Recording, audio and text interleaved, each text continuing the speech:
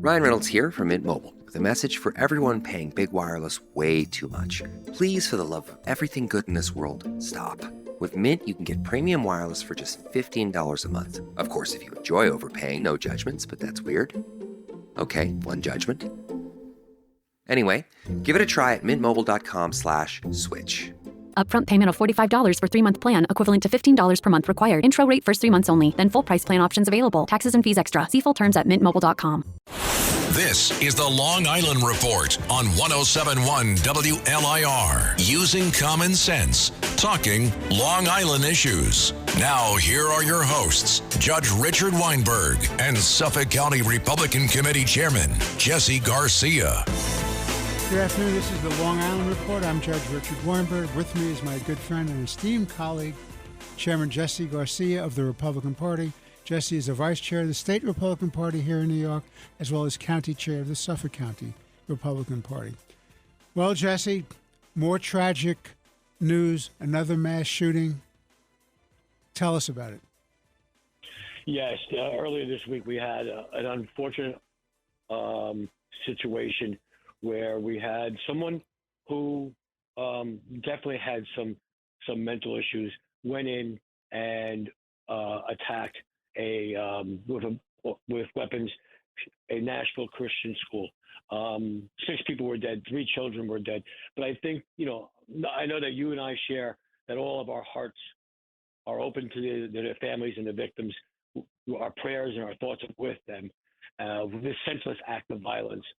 But I believe that, as they're resting those souls for peace now, I think what we also need to look at is how the response from local law enforcement really was different from the situation that occurred in Uvalde, Texas.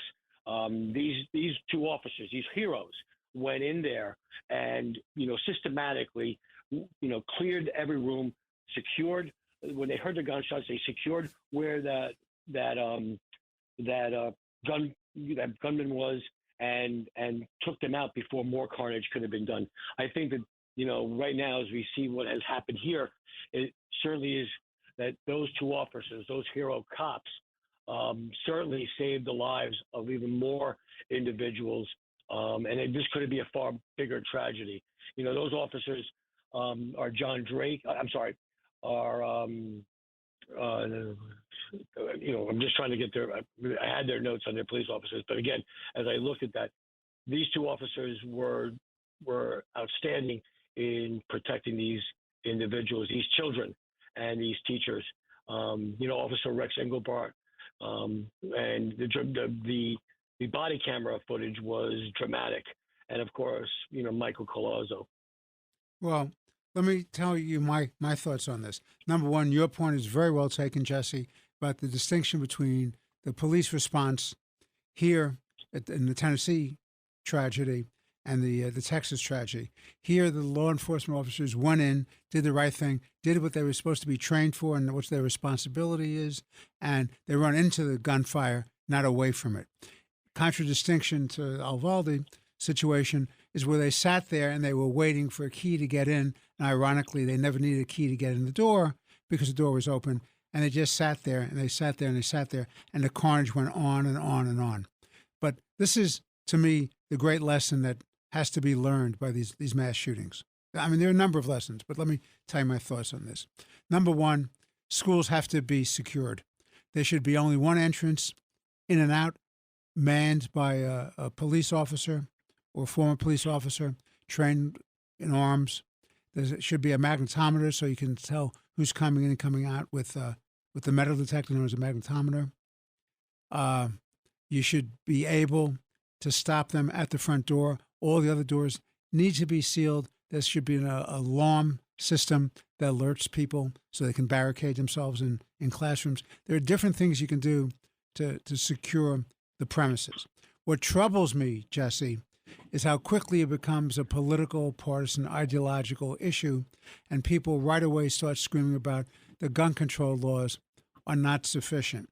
Well, there's an article in the National Review which goes through the fact that there was more than ample laws on the books out in Tennessee which would have stopped her from getting these guns if, in fact, these gun laws had been enforced.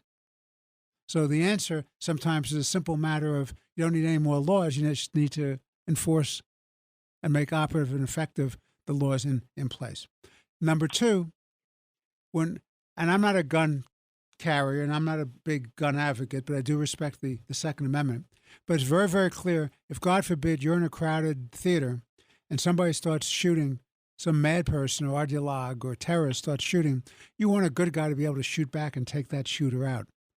So who are you going to disarm with all these crazy gun control laws that are too restrictive on law-abiding citizens?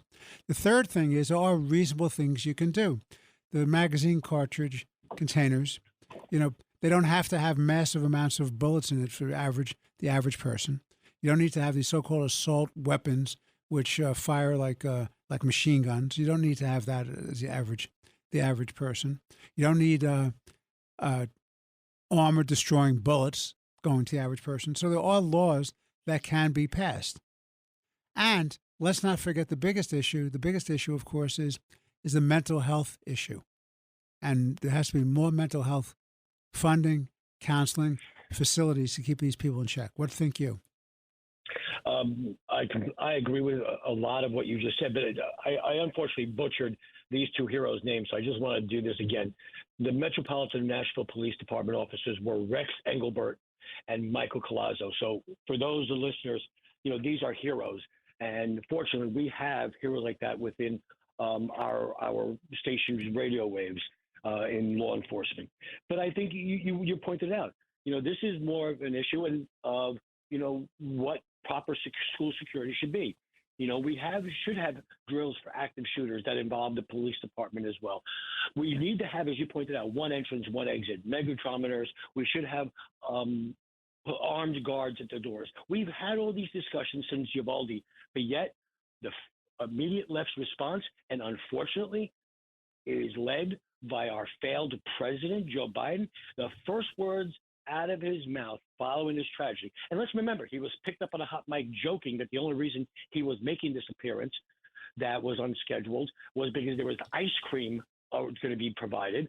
But he opened up by speaking about a ban on assault weapons, not about the heroism of the cops, not about sharing a country's mourning and grieving for the victims of the Nashville Christian School.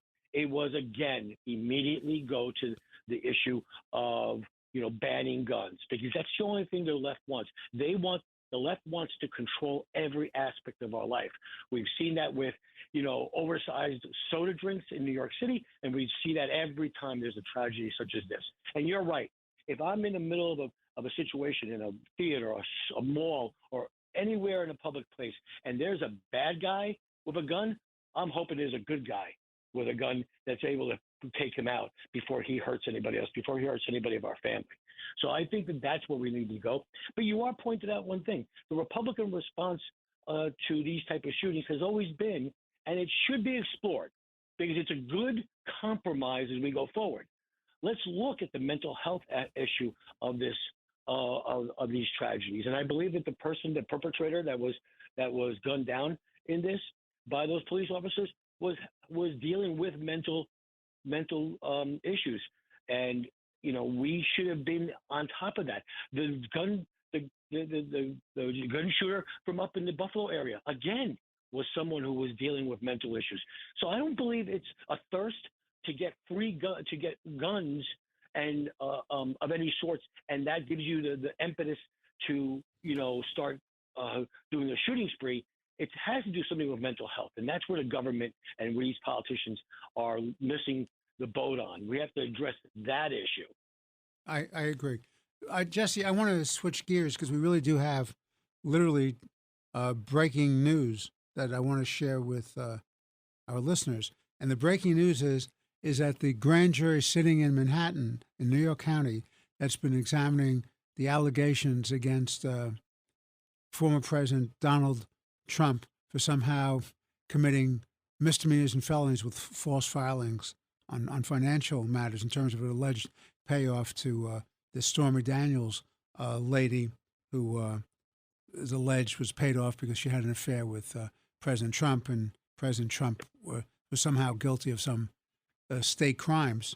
That grand jury has now adjourned and will not consider for another month, the reports are, the Trump case, which is very, very interesting. And it tells me, as somebody who's a former assistant attorney general and a former law clerk to a federal judge and a Supreme Court justice myself, the following. One, Bragg recognizes that he has a very, very weak case in light of Costello's testimony, where he came out and he pointed out all the documents that showed that, in fact, Cohen had lied, had inconsistent statements, was not a credible witness, and they were relying on him to make the case, which raises the ethical issue, Jesse, that prosecutors are not supposed to, and lawyers, and all lawyers, are not supposed to put somebody on the stand as a witness when you know they're perjuring themselves. So it raises an ethical concern for Alvin Bragg as a lawyer. Putting that aside, the question becomes, why would Bragg do this? Well, maybe he sees his case as weak. Maybe somebody got to him and said, listen, Mr. District Attorney, this is a weak case. You're only embarrassing yourself and you're going to hurt yourself. Or some political insiders said to him, look, this is the weakest case of the whole group against Donald Trump. There are cases against him pending in Georgia for alleged violations with respect to phone calls Trump made trying to deal with election issues, and somehow that's a crime. So you have a local Democratic prosecutor in Georgia working on that one. And then you have the special prosecutor out of Washington who's looking at the way Trump handled his documents retention and whether he incited a riot or obstructed justice and obstructed governmental administration with respect to proceedings for the certification of the next president of the United States. So there are different explanations of why Alvin Bragg has done this, but the news out there, Jesse, is that this had an enormous immediacy, and everybody was waiting in front of the courthouse. And my former colleagues in the civil court, which is across the street, but in the criminal court and the Supreme Court, right there downtown at 100 Center Street and 80 Center Street, they told me everything was barricaded and they expected demonstrations and problems and security issues. Well, that panic button that everybody had has now been put over. What say you?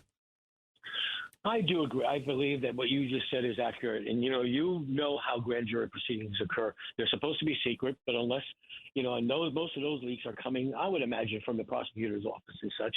They call this was a planned hiatus because of the religious holidays, Christian and Jewish holidays are on this part of the year. But that's, only about 2 weeks as opposed to a month. I believe that, what you said, Alvin Bragg and his team are taking a timeout. They're reassessing their opportunity here to do to prosecute the former president. They're seeing that their case is blowing up. They're saying that their case, even if it did not blow up with what Costello just did, was not a case whatsoever. As you know, and we've discussed this last week, that this was an issue that was investigated by the FEC to see if there was any campaign finance violations, and there wasn't. That was dismissed or ended. There was, I believe, the previous district attorney from Manhattan had looked into this, and the case did not move forward. But I would also point out that Quinnipiac, which is not maybe a left-leaning poll, also identified that 62% of those polled, of Americans polled, believe that the case against Donald Trump is largely motivated by politics. And I believe that's where this lies, because we're talking about a district attorney, and we talk about an attorney general of the state of New York, Tisch, who both campaigned.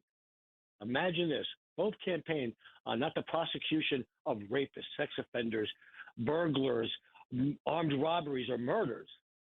They've campaigned on the prosecution of Donald Trump. And the American people are seeing through that, because I think, like anybody else, I try to look at it through the lens of, if they can do that to one of the most prominent individuals in the world, what can they do to me? When am I next? The American people are concerned with the weaponization of the prosecutor's office, that they could be next. Their neighbor could be next. A relative could be next. That if the government has their target on you, they're going to come unfettered. And I believe that's having a chilling effect on the electorate's appetite for these type of political prosecutions. And certainly it's a chilling effect in the Manhattan District Attorney's Office. Well, I think it's well said. I'll tell you this, and we've talked about this before, and we have to take a quick break. Beria, who is the chief of the secret police for Stalin, famously said, "Show me the man, I'll show you the crime." What that means is you put a target on the man's back, as you correctly point out, and then you go searching for a crime that he or she may have done.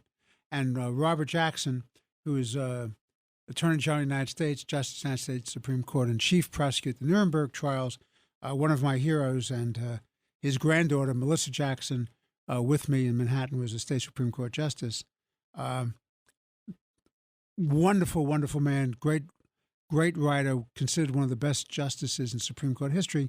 When he was Attorney General, gave a speech to all the U.S. attorneys and all the Justice Department lawyers, and he said one of the biggest threats to democracy is the weaponization and the abuse and the misuse of prosecutorial authority to go after political opponents using the power of the state, and that has to be stopped.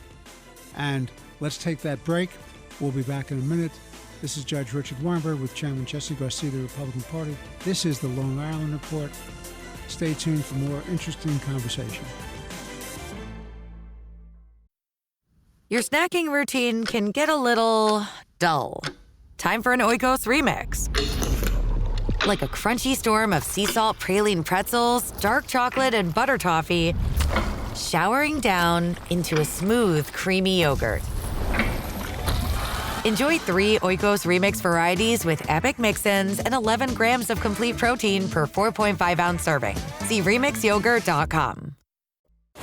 This is the Long Island Report on 107.1 WLIR. Using common sense, talking Long Island issues. Now, here are your hosts, Judge Richard Weinberg and Suffolk County Republican Committee Chairman Jesse Garcia.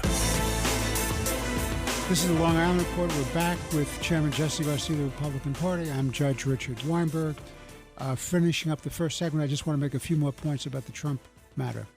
Number one, the whole issue is, even if Trump did something wrong, it's at most a misdemeanor of false filing. The Bragg prosecutors are trying to bootstrap it into a felony. To do that, they have to show either creation of another crime, the doing of another crime, or the concealment of a crime. There is no other crime other than arguably a campaign finance law violation, and it's not up to a local prosecutor to enforce the federal campaign laws. So there's a statute of limitations defense. Also, interestingly enough, there's a separation of powers defense because it's not for the feds, so that was jurisdictional, but it's also not for the local government to use federal laws to prosecute. That's up to the U.S. Attorney's Office. And these are important distinctions, and they have to be borne in mind. There's a very important article by Andrew McCarthy recently in the National Review. He's talking about two-tier justice, and he was talking about is on the other investigations against Trump, the Washington investigations from a special prosecutor, whether it's based on the document retention or the January 6th situation. What you have here is you have judges appointed by Obama, one of whom, the Chief Judge Howell, who was the one authorized under the rules of the U.S. District Court in the District of Columbia. Well, every decision went against Trump and his lawyers and breached executive privilege and attorney-client privilege. And turns out she happened to be counsel to Senator Leahy of Vermont, who is a left-wing Democrat from Vermont, who's a big anti-Trumper. I'm not a pro-Trumper. I'm not an anti-Trumper. I'm just telling you down the middle, the way the U.S. District Court judge, the Chief Judge Howell, has acted by rubber stamping everything the Justice Department wants and blowing away real privileges like attorney-client privilege and executive privilege, raise real serious questions. And Biden and his family and other Democrats do not like it when the Republicans are in power. And if they chose to do that, they'd be the first one to cry about it. So that's the last thing I want to say on that issue, Jesse. Do you want to add anything to that? I completely agree with you. I think that what we're seeing is, and this is what, we've spoken about this a number of times over the course of the last year. There's a deterioration in the institutions of government on behalf of the American people. There are glimmers of hope here and there. One glimmer of hope we know is when the New York State Court of Appeals upheld the fact that the Democrats were actually jury rigging, but there were consequences there. The Chief Justice there was railroaded and thumped out of her office for the purposes of her actually following the rule of law as opposed to kowtowing to the political left. It's unfortunate, but our bigger theme is truth matters. I think what we also need to do is that the facts matter here, because American people are losing, as you said, as we discussed, the confidence in the American institutions. And the one that is paramount is the judiciary, because that's the one that's the grand arbiter. And if they're continuously playing politics, that's going to be more and more problematic. Well, that's true.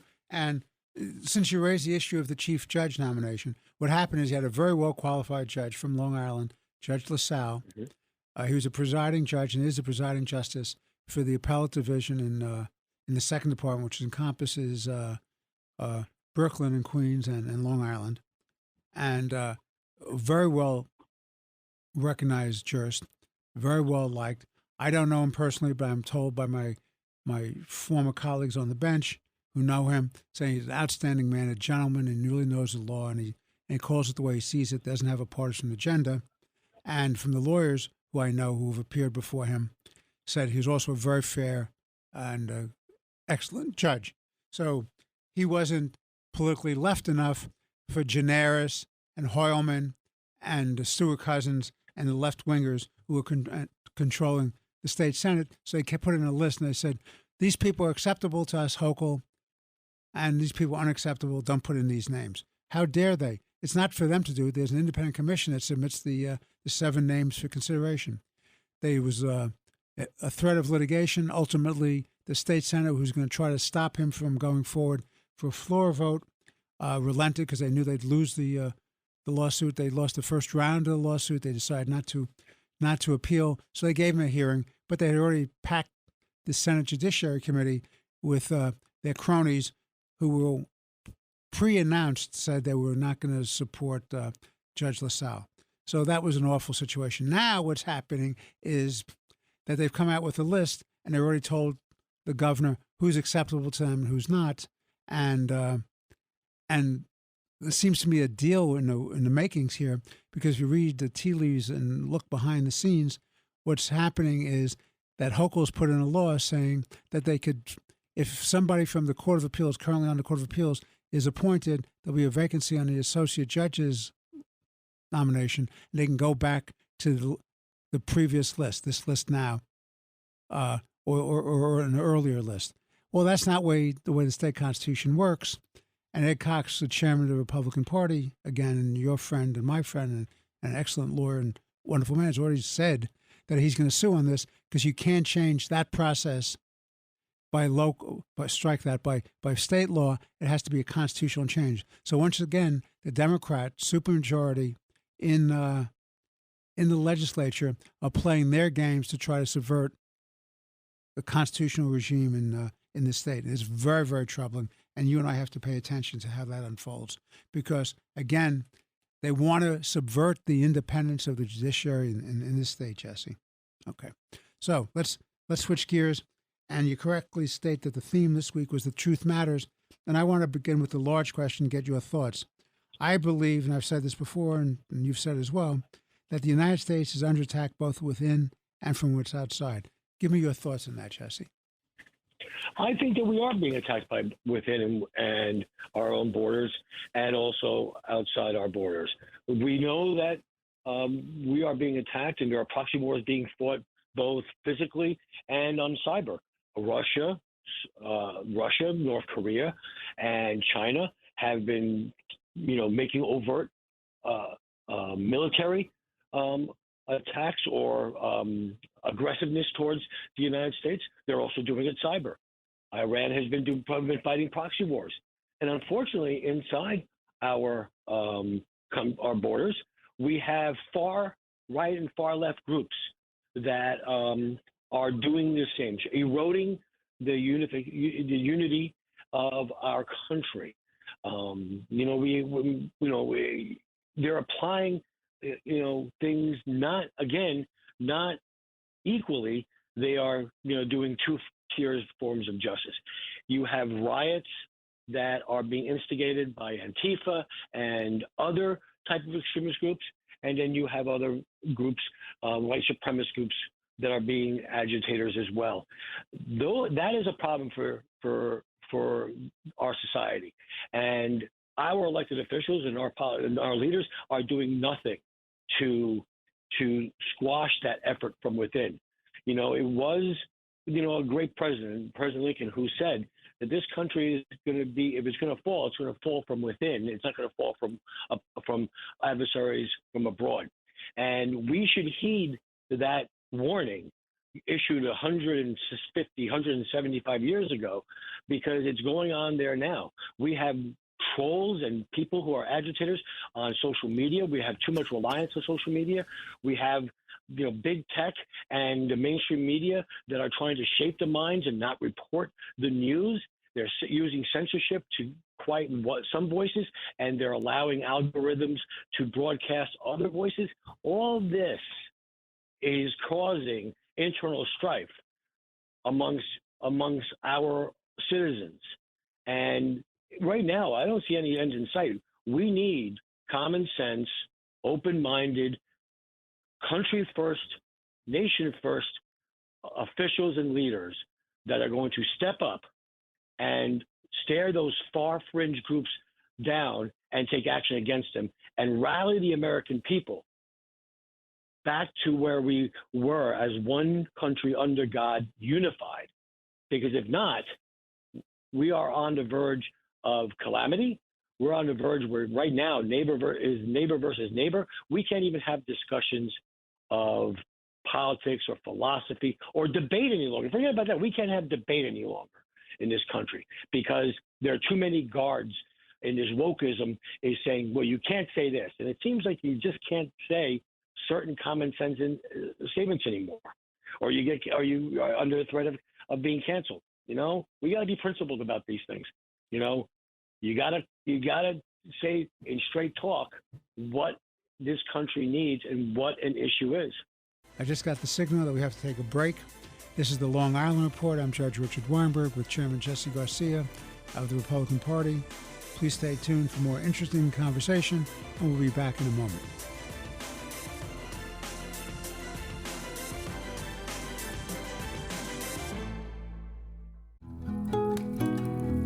Campfire season's back, and that means s'mores. But when you're at home treating yourself, take them over ice with Dunkin' S'mores Cold Brew Concentrate. And suddenly you're always treating yourself. The home with Dunkin' is where you want to be. Click or tap the banner to shop now. It's the Long Island Report, using common sense, talking Long Island issues. Now, here are your hosts, Judge Richard Weinberg and Suffolk County Republican Committee Chairman Jesse Garcia on 107.1 WLIR. This is the Long Island Report. We're back with Chairman Jesse Garcia of the Republican Party. I'm Judge Richard Weinberg. So, Jesse, closing out the second segment we just had, you wanted to talk about the Abraham Lincoln quote again? Yes, and unfortunately, I've been butchering names and quotes, but Well, you're a busy man, Jesse. You have a whole state you have to worry about, and a whole county you have to worry about. Just a county, but Abraham Lincoln's quote specifically said, "America will never be destroyed from outside. If we lose our freedoms, it will be because we have destroyed ourselves from within." Close quote. And that's the issue here that we were speaking of. And if you look at what has transpired, on a greater field of that, we can go back all the way to 2016, the presidential elections, and it seems that presidential elections seem to spark these type of divisions. And I understand that, because the country at times gets divided. Right now, we're a 50-50 country. The days of Ronald Reagan and doing a landslide and winning 440 electoral votes seems so long ago. But if you notice, 2016 elections, there was a concerted effort, and it's funny. They charged, Democrats charged Donald Trump of wanting to overturn the results of the election, but it was actually the Democrats that were doing the playbook in 2016. We started with the Russia hoax that tried to cripple a presidency in its infancy. Fortunately, it did not work, and America prospered economically from a diplomatic point of view, from a leader in a global stage. But then, it continued with, unfortunately, COVID, and where, we were pitting science against common sense. And yet we found out that the science that we were being fed we were being misled. People were being forced to take a vaccine. They were not given the choice to do the vaccine. They were forced to wear masks long after it was determined that masks were not the help. They wanted to have overreach in shutting down businesses, but certain businesses could remain open. They wanted to shutter communities and cities, yet let others. And the leaders of the party, the Democratic Party, who were imposing these sanctions upon the American people, they were, frolicking at getting their hair done at hairstylists. They were getting. That's the Speaker of the House, Pelosi, and then you have the Governor of California going to that very famous restaurant out in the Vineyard Territory, and they live in a life of do as I say, not as I do, and that, I think, is what leads to the pullback of the average American's freedoms, and that's what continues to foster divisions within our country. And now we have more pockets of these issues coming up.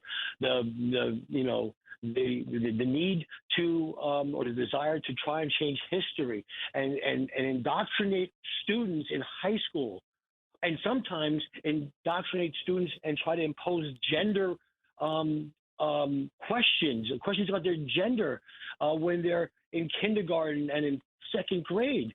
This is wrong. Well, Jesse, this is what divides us. Jesse, but think about what they've done in this gender politics. All right, Yes. They're denying the reality of biology. If there's one thing Yes, that they are. people who know anything know, that there is such a thing as a male and there's such a thing as a female.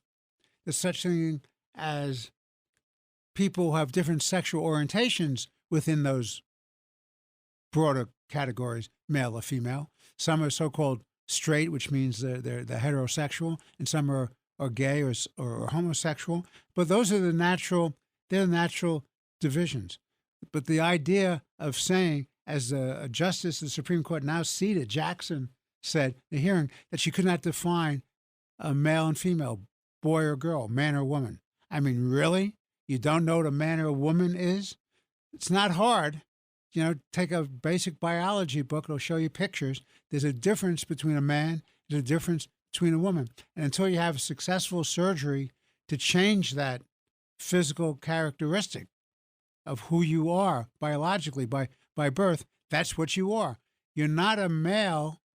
You're not a male, and you're not a female just because you self-identify as that. You are what you are until you have the successful surgery to change that. And they don't have no rights in our locker rooms, and they have no rights in our bathrooms, and they have no rights to compete in sports until the change has been made to make them something different from which they were born. What say you? Yeah, absolutely. And I think you see Democrats, they use gender politics, they use racial politics. They will use any type. There are no bounds where Democrats and far left progressives will use to continue to try to push and motivate, not for the purposes of racial politics or for gender politics, but for their own social agenda, their own social policies that have nothing to do with these things. They use this type of stirring and motivating their base for the purposes of getting support for their ill-fated policies that have, we've seen have collapsed nations throughout the world already. So why we should institute them here, I have no idea. It's just, again, it's wrong. And this is where I've always fall in one box. I always stand with the parents of school children. The parents of school children should have a voice in how their children are being educated. They should have a voice in the curriculum. They should have a voice, and there are certain things that are within the realm of the parent and not of a bureaucrat or a teacher.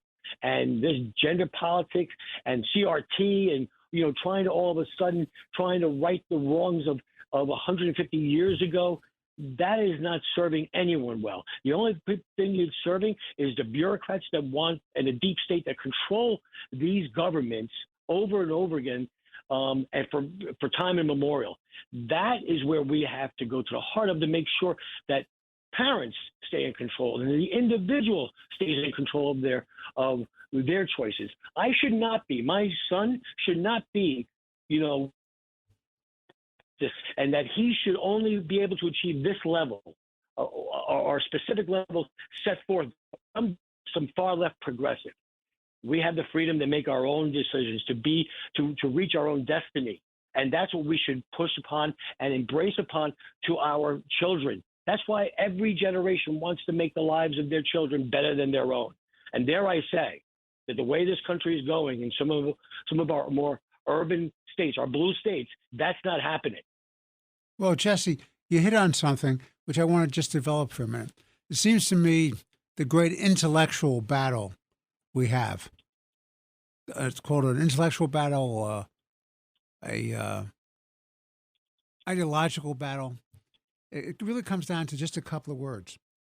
This country, and you as the child of an immigrant from a communist regime, know this better than I, having been born here. But I understand it, which is this country stands for equality of opportunity, not equality of result. There are no guarantees in this life other than whatever hand you're dealt, you work to do the best you can and you move yourself up. Equality of opportunity. You don't deny somebody access to an education because of their race, religion, sexual orientation. You don't do that. You give them the opportunity to go to school and to learn. You give them an opportunity to have fair housing. You give them an opportunity for fair employment. You give them an opportunity to make something of themselves, to contribute to the larger society. That's what you do. You don't, using the other big word, you don't talk about equity. Equity means distribution. It means guaranteed results. It means taking from the successful and giving to the less successful for whatever reason. What you're doing is you're chilling individual initiative and industry and creativity. Equity is a cancer that is dividing us. Equity does not mean fairness the way the left is using it. It means you have yours and I want to take it, and that's what has to be done. Equity of result will never work. It's never worked in any society that's a free society where human nature says, if I work hard, I want to get the fruits of my labor and have the opportunity to pass it on to my children. What say you? I agree. Here's the issue. Capitalism will allow for that equity to rise to the top because you're going to pay for talent, whether that's red, white, blue, green, pink, white, black, or whatever. They're going to pay for talent. And it doesn't matter what gender you are. The idea is to make this business successful, to make this institution successful, to make this body successful. Once that person has the ability to do that, you are able to get the best. And right now we live in a society where the best schools are available to everyone.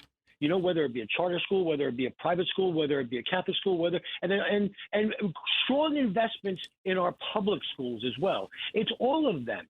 But here's the thing. Once you put a label in front of something, you're actually shrinking the pool. It should not be, that the Super Bowl was the first time that two African-American quarterbacks were starting for their teams. It should be two outstanding quarterbacks. You're minimizing the impact that they have done in terms of their own work and commitment to rise to the level that they've reached right now. You know what? Once we remove labels, and there was a time period there as I was growing up that I don't remember all these labels being all over the place. We have to take a break. This is Judge Richard Weinberg with Chairman Jesse Garcia of the Republican Party. We'll be back for our fourth and final segment of the Long Island Report in just a moment. Stay tuned for more interesting conversation. shipping Mother's Day gifts with a rapid-fire round of questions. Ready? Yes, my gift. Can you pack it? Yep. Ship it. Yes. Guarantee it. Of course. Oh, send gift baskets? For sure. Protect electronics? Dog-proof it? Return it if they hate it? Yes, no, and yeah. Are you the UPS store? Hey, we have a winner! Visit the upsstore.com/guarantee for full details. Most locations are independently owned. Product, services, prices, and hours of operation may vary. See Center for details. The UPS Store. Visit a store today. It's the Long Island Report, using common sense, talking Long Island issues. Now, here are your hosts, Judge Richard Weinberg and Suffolk County Republican Committee Chairman Jesse Garcia on 107.1 WLIR. This is the Long Island Report. We're back. I'm Judge Richard Weinberg with Chairman Jesse Garcia of the Republican Party. Well, Jesse, we're in the fourth and final segment of this week's show. What would you like to talk about next? I think that we should, talk about Betsy McCoy. She had a recent essay on the dependence of the American healthcare system on medical medicines that we are dependent upon foreign countries, China specifically. And I think that also dovetails into the fact that this country, our great country, is dependent on other countries for energy, for antibiotics, and whatnot. And I think that that's a discussion we need to have and truly explore because, it was just about 2 years ago that we were energy independent. And, give credit to President Trump. He also identified and sounded the alarm when we first entered COVID, and the majority of our antibiotics were being manufactured abroad, specifically China, and how that created a significant problem, especially when we know that the China virus, emanated now and was originated from Wuhan to Wuhan lab. So I think that's an issue we need to discuss because here we are no longer being dependent upon our own resources. We are basically farmed out our dependency for critical goods and energy. Well, I think if you sat back and you asked somebody with reasonable intelligence, is it better to be independent with your fundamental needs and products and services, or you're better off being dependent? The average common sense person would say, are you kidding me? Why are you even asking that question? It's a self-evident answer. Of course you're better off being independent. You should not be independent in theory. You have to be independent in reality. And this country, as an independent country in theory, is not matched by the reality. Reality is, as Betsy McCoy, the former lieutenant governor of New York, in a column in the Post just said, 97% of the pharmaceutical components come from China. So if they shut us off in terms of antibiotics or other medicine supplies, then what do you have? You have a disaster. There goes your health care. Everybody's obsessed with having electric cars, which in my view are both unsafe and unworkable and are a problem. And if you get into a collision, you electrocute the EMS worker trying to get you out, and the fumes from that are poisonous. And if you inhale that, take a couple of breaths, you'll be poisoned with a terrible poison, which will destroy your lungs and kill you, okay?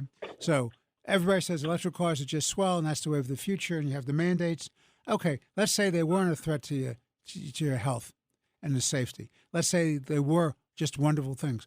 Where are you getting the lithium and the batteries from, Jesse? You're getting them from China. So you can't have your cars running by electric modes without batteries and chips. Who has the chips? Taiwan has the chips. Who wants to gobble up Taiwan? China.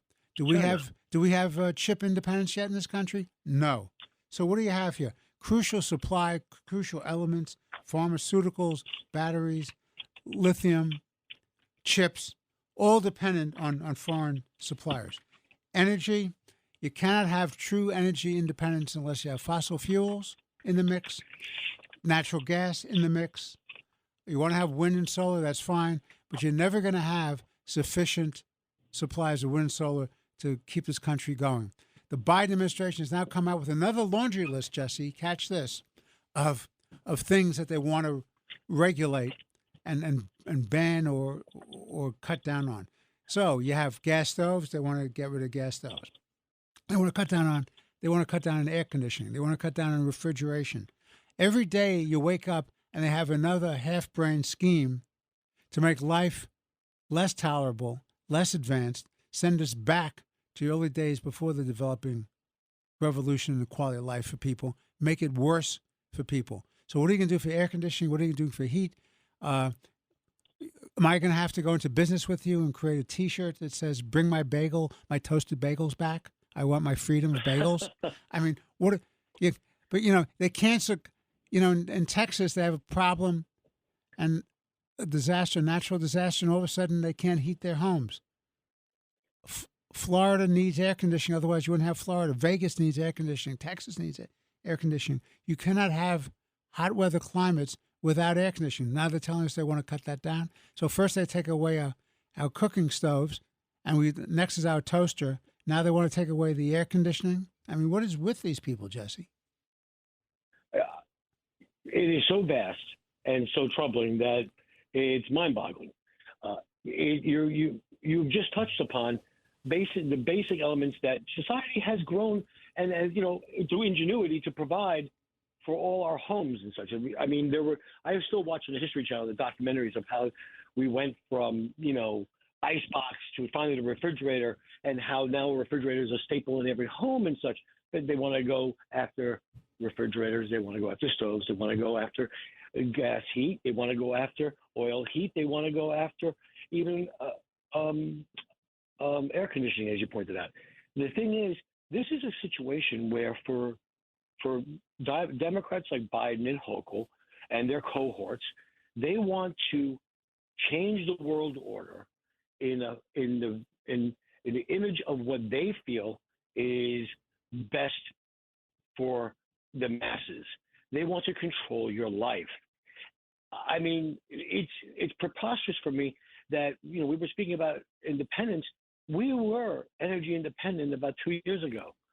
And that all ended when we stopped allowing the drilling of ANWR. That's number one. When we stopped on day one the construction of and the leases for the Keystone Pipeline, that set us back and put us back into having to beg and cajole foreign powers that are not so friendly to us to share with us their fossil fuels and their natural resources when we have them ourselves here. We have, in a manner, in the southern tier, to actually drill natural gas out of our own state. But because we have this woke climate control craziness that's going forward in Albany because of these Democrats, we are losing out on jobs, and we're losing out on cheap fuel, and we're losing out on becoming independent, energy independent. This is the greatest example, and the best thing about this, though, is that the common sense of the American people are the ones actually pushing back, because unchecked and unchallenged, these Democrats would pass law after law after law that allows for their soundbite to exceed their science. They're actually talking about putting these deadlines in place before the science has even caught up to us. And your example is even best. It's always been best since you first uttered it sometime in the last year that we've been doing the show together. Electric cars are fine. All these electronic renewable energies are fine. That's great. But what is the entity that fuels and creates electricity? It's fossil fuels. Of course. It's the power plants. So it's crazy on the part of these. Are there, renewable energies, whether it be wind energy, whether it be solar energy? Those are, if you see this, what we're going down, there is a manner in which that industry has grown. It has grown proportionately to the science and the innovation of those industries that have allowed for the continue to maximize the output of power from wind, from solar. So why isn't it that we can do the same when it comes to electric cars? And let's stop this nonsense about not allowing new construction to have oil or gas heating systems. That's just preposterous. It's un-American, quite frankly. Well, I'll tell you what, I want to raise this issue to you. There's rising inflation, and the banks are going under, and real estate values are going under. And as we talked about last week, when the real estate values are going under, and they've invested in all these woke green energy companies, as they've done, and they've breached their fiduciary duty to their shareholders and to investors and to the people who are the beneficiaries of IRAs and Keogh plans and pension plans. When you foster the state control of you have to invest in woke energy companies, and you're doing that, and that undermines the pension benefits that you and I will receive, or the savings of people through IRAs and Keoghs and their mutual funds. When you're making that a mandate for these companies, and you say to any mutual fund, if you invest in a company that supports fossil fuel, we're going to take away from that. The banks are not going to loan to you. I mean, you can't but say they're trying to social engineer the whole country into a whole different world. And it's not a brave new world, Jesse. It's a bad old world before the advancements of science and technology. It's a throwback to bad old days. One of the great virtues of this country is we created a strong middle class coming out of World War II, where even the basic middle class people, they would have a television, they would have a car, they'd have a radio, they have the appliances. When the electronic games came in, their kids could have the electric games. You didn't have to be a mega millionaire to have those benefits. You could have a refrigerator, you could have a plumbing system that worked. All these things made life better. Why they insist upon posing these theoretical goals that can only make life less tolerable, quality of life diminished, is a real problem. And the banking crisis and inflation are all self-induced by these left-wing agendas. They spend all this money and they inflate the economy. They keep throwing dollars and dollars and dollars. Hundreds of billions of dollars have been wasted. Hundreds of billions of dollars have been stolen, victims of fraud, and they want to raise the taxes. And guess what? When you raise taxes, you know what you do, Jesse? You create an economic disincentive for people to work and to be productive. What say you? I cannot disagree with you. If you look at it, and listen, for me, this is a partisan issue. The rise in inflation led to we became less energy independent, and the policies that were reversed by the Biden administration in the first month of his presidency. You cannot say that this economy was not roaring until COVID, and it was roaring back at the tail end of the Trump administration in 2020 after we were coming out of COVID, and that was stumped by the Biden administration. They did it by canceling the Keystone operations and other policies. The feds need to increase the interest rates, has put a chilling impact upon the housing market and the capital investment into businesses. Inflation, we're now dealing with 6-7% interest in our mortgages and in lending for capital. Then we have the other issues that you just pointed about, is that they're trying to social engineer our nation, and it needs to be stopped. So I completely agree with you that this is a philosophy and a policy that has been demonstrated to be failed already. It's been failed in Venezuela. It's been failed in other socialistic countries. Yet it seems like we have to try this experiment again, or the Democrats want to try this experiment again. So I believe that the reason is the things that Democrats fear the most now is a vibrant middle class. They want to see the ultra rich, and they want to see those dependent on a nanny state for all of their goods and services and their thought processes. A vibrant middle class is one that threatens their power and their hold on power, because those masses will go Republican, mostly, I hope, if we have the right policies and the right candidates, and I do believe we do, they're going to go that way. But they will go to where it needs to go because they've either been disappointed in what the party in power is doing, or they feel invigorated by the vision that's being proposed by another party. And for me, the middle class is the key to every election, and they hold the true influence over the levels of government. And that's why I believe Democrats want to create this to system where they eliminate the middle class economically and also indoctrinate them in a way that they are being taught that it's good to be ultra rich or ultra poor and dependent upon the state. Well, Jesse, with those final thoughts, we have to sign off for this week's show. This is Judge Richard Weinberg with my good friend and esteemed colleague, Chairman Jesse Garcia of the Republican Party. We'll talk to you next week again on the Long Island Report. I hope you've enjoyed this show, and we hope you and your family stay safe and well. Thank you, Jesse. Thank you.